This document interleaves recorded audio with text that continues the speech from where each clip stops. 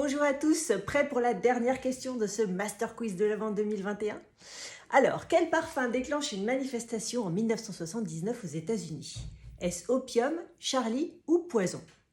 Alors, je vous ai déjà parlé du parfum de mon papa, Habit Rouge, et aujourd'hui pour Noël, j'ai voulu vous parler de cet autre parfum qui a imprégné mon enfance, celui de ma maman. Et c'est Opium d'Yves Saint Laurent. C'est en 1977 que la marque du créateur star de l'époque lance ce coup d'éclat olfactif. Alors replaçons-nous un peu dans le contexte. Les années 70, c'était les années du féminisme, de l'émancipation. Au début de la décennie, la femme s'affiche active, libre, indépendante, à l'image de cette femme Charlie de Revlon, et porte des eaux fraîches, des parfums fleuris, dynamiques comme Rive Gauche, Chanel 19 ou Calandre.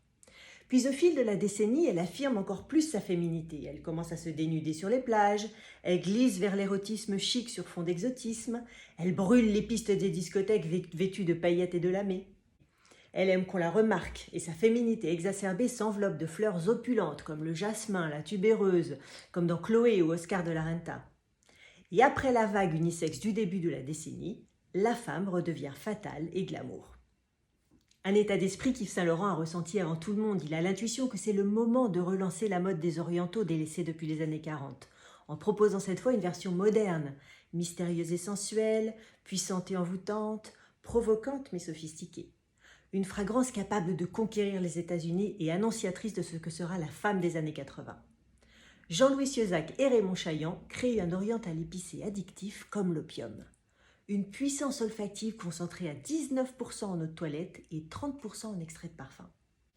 La mandarine et les aldéhydes viennent donner de l'éclat à un cœur opulent de jasmin et d'œillet dont la facette épicée fusionne avec celle du clou de girofle, de la cannelle et du poivre.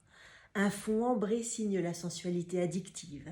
Des volutes mystérieuses et exotiques de myrrhe, patchouli, vanille et labdanum et des bois animalisés par du castoreum et du musc. Pour cet élixir oriental, Pierre Dinant innove en créant un flacon asiatique énigmatique. Une flasque en verre qui vient se loger dans un fourreau de plastique ambré, inspiré de l'Inro, la petite boîte que portaient les samouraïs sous leur kimono pour garder leurs herbes médicinales et leur opium. Saint Laurent y ajoute un cordon et un pompon en soie, inspiration de sa dernière collection orientale. Pour la conquête du géant américain en 1978, un lancement d'une grandeur extravagante et décadente. Le plus gros budget jamais dépensé alors pour un parfum. Un énorme bateau chinois sur la rivière Hudson qui vient se parer de fleurs, de paillettes, de bouddhas, de bambous. Des coussins s'étalent partout pour s'affaler en se noyant dans le champagne devant des danseurs et des acrobates chinois et bien sûr avec la musique disco à gogo. Et partout ce nom qui résonne, Opium, un nom aussi scandaleux que voluptueux.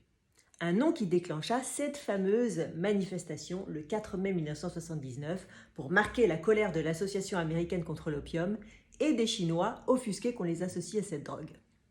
Voilà pour ce parfum scandaleux et iconique.